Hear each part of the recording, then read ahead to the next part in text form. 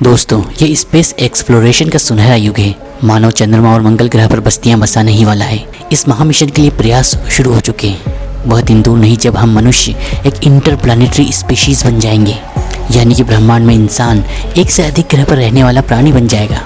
इंसान पृथ्वी के साथ साथ पृथ्वी के उपग्रह चंद्रमा और पड़ोसी लाल ग्रह मंगल पर भी रहने लगेगा। चंद्रमा और मंगल पर स्थायी मानव बस्तियां होंगी। शुरू में वहाँ केवल एस्ट्रोनॉट्स और वैज्ञानिक ही रहेंगे, जैसे कि ठंडे अंटार्कटिक महाद्वीप पर केवल वैज्ञानिक ही रहते हैं। इस सपने को साकार करने के लिए नई नई टेक्नोलॉजी खोजी जा रही है, जिसकी सहायता से ऐसी कोशिश की जा रही है कि चंद्रमा और मंगल ग्रह पर पाए जाने वाले तत्वों को ही उपयोग में लाया जा सके।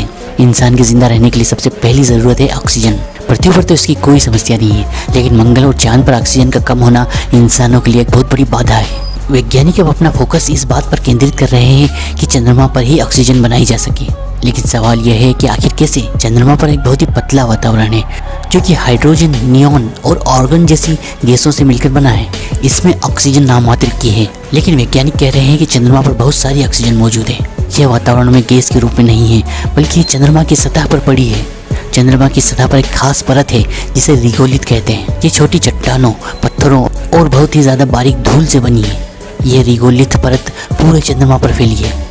ऑस्ट्रेलियन स्पेस एजेंसी और नासा के बीच एक समझौता हुआ है, जिसके तहत एक ऑस्ट्रेलियन मून रोवर नासा के आर्टेमिस प्रोग्राम के अंतर्गत चंद्रमा पर भेजा जाएगा। इस रोवर का एक ही गोल है, ये रोवर ऐसी चट्टानें और पत्थर के सैंपल्स कलेक्ट करेगा जिनमें से ऑक्सीजन निकाली जा सकती है। अब प्रश्न ये उठता है कि आखिर चंद्रमा की सतह रिगोलिथ पर कितनी ऑक्सीजन मौजूद है? क्या यह मानव चंद्र बस्ती के लिए पर्याप्त होगी? बहुत कम लोग जानते हैं कि पृथ्वी पर ऑक्सीजन हवा के अलावा पृथ्वी की मिट्टी और चट्टानों में भी मौजूद है। चंद्रमा भी इन्हीं चट्टानों का बना हुआ है। इसके साथ साथ चंद्रमा पर लाखों सालों में मीटियोर्स गिरकर भी जमा हो गए हैं। सिलिका, एल्यूमिनियम, आयरन और मैग्नीशियम ऑक्साइड्स के मिनरल्स चंद्रमा की सतह पर बहुतायत में पाए जाते हैं। इन सभी मिनरल्स में ऑक्सीजन है, बस ये ऐसे रूप में नहीं है जिसे हमारे फेफड़े उपयोग कर सकें। चांद पर यह मिनरल्स कई रूप में मौजूद हैं। चांद पर लाखों सालों से उल्कापिंड गिर गिर कर इकट्ठे हो रहे हैं।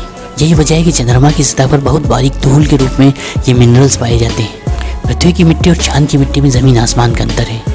इनफैक्ट चांद की मिट्टी को मिट्टी कहना ही गलत है, क्योंकि मिट्टी एक ऐसा जादुई तत्व है जो कि केवल पृथ्वी पर ही पाया जाता है। लाखों तरह के जीवों ने इस मिट्टी को बनाया है। इसमें कई तरह के केमिकल और बायोलॉजिकल तत्व पाए जाते हैं। वहीं दूसरी ओर चंद्रमा पर पाए जाने वाले पदार्थ लाखों सालों से अनछुए हैं।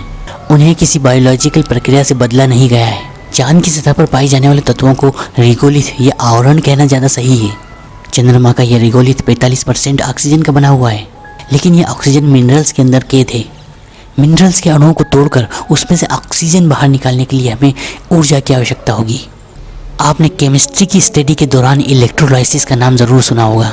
इस प्रोसेस का उपयोग कई तरह से किया जाता है, जैसे कि एल्यूमिनियम के प्रोडक्शन में एल्यूमिनियम ऑक्साइड के तरल में विद्युत धारा प्रवाहित की जाती है, जिससे कि एल्यूमिनियम और ऑक्सीजन अलग अलग हो जाते हैं। पृथ्वी पर ऐसा हम एल्यूमिनियम को प्राप्त करने के लिए करते हैं और ऑक्सीजन इसका एक बाय प्रोडक्ट होती है।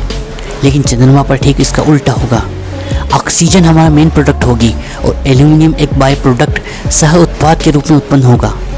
यह बहुत ही साधारण प्रोसेस है, लेकिन बस एक समस्या है, वो ये कि इसमें एनर्जी बहुत लगती है। चंद्रमा पर हम इस प्रोसेस के लिए एनर्जी सूर्य से या फिर न्यूक्लियर रिएक्टर से हासिल कर सकते हैं। इसके लिए हमें कई उपकरणों की ज़रूरत भी होगी। पहले हमें ठोस मिनरल्स को तरल रूप में लाना होगा। पृथ्वी पर यह सब करना हमारे लिए आसान है, लेकिन चंद्रमा पर सारे उपकरण ले जाना और ज़रूरी मात्रा में एनर्जी उत्पन्न करना बहुत बड़ा चैलेंज होने वाला है। बेल्जियम में एक कंपनी है जिसका नाम है स्पेस एप्लीकेशन सर्विसेज।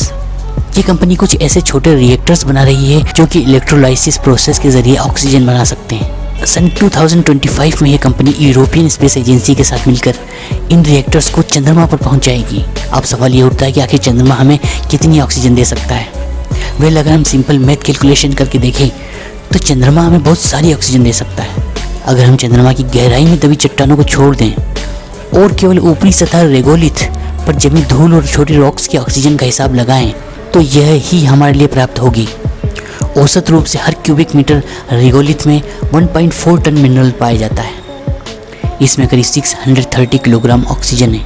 नासा का कहना है कि एक इंसान को जिंदा रखने के लिए हर रोज़ 800 ग्राम ऑक्सीजन की ज़रूरत होती है। इस हिसाब से 630 किलो ऑक्सीजन एक इंसान को 2 सालों तक जिंदा रख सकती है। चलिए अब मानते हैं कि चंद्रमा की रिगोलिथ की गहराई 10 मीटर है, जिसमें से हमें ऑक्सीजन निकाल सकते हैं। इसका मतलब है कि चंद्रमा की सतह पर इतनी ऑक्सीजन है जो कि पृथ्वी के 8 अरब लोगों को 1 लाख सालों तक जिंदा रख सकती है। दोस्तों, अगर सोचा जाए तो किसी दूसरे ग्रह को इंसानों के रहने लायक बनाना कितना मुश्किल चैलेंज होने वाला है, लेकिन हमें पृथ्वी पर यह सब कुछ मुफ्त में ही मिला हुआ है। प्योर ऑक्सीजन, मिट्टी, पेड़ पौधे, जंगल, मौसम। स्पेस में नई बस्तियां बसाने के साथ साथ हमें इस जन्नत पृथ्वी को भी हमें संभाल कर रखना होगा। दोस्तों, YouTube पर बहुत कम अच्छे साइंस चैनल हैं। अगर आप हमारी छोटी सी हेल्प कर सकें तो हम आपके लिए बहुत अच्छी साइंस वीडियोस बनाते रहेंगे। आपको बस सब्सक्राइब का बटन दबाना है और वीडियो को लाइक और अपने दोस्तों के साथ शेयर करना है। तो मिलते हैं अगली साइंस ट्यूब वीडियो में।